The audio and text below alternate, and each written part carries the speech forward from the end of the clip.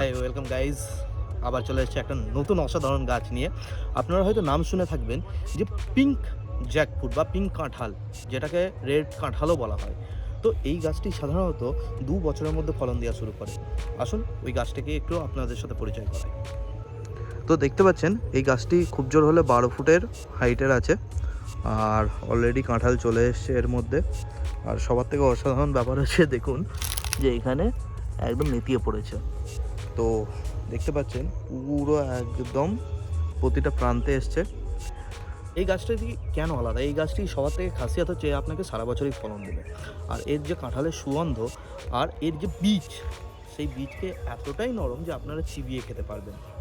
আর দেখতে পাচ্ছেন এই গাছ কিন্তু 1 বছর বয়স থেকে কিন্তু ফলন দেওয়া শুরু করে দেয়, আর এর অঝরে কিন্তু আপনি কাঁঠালের পরিমাণ দেখতে পাবেন।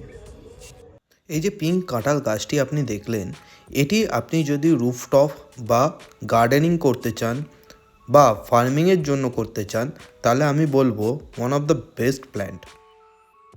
আর 10 গাছের থেকে এই গাছ আলাদা, তার আর একটা কারণ হচ্ছে এই গাছকে গ্রো করা খুবই ইজি, মেনটেন্স খুব ইজি। এর যে ফল তার ডিমান্ড মার্কেটে প্রচুর হাই রয়েছে।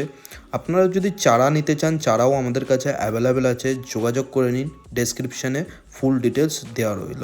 ধন্যবাদ আমাদের ভিডিওকে দেখার জন্য।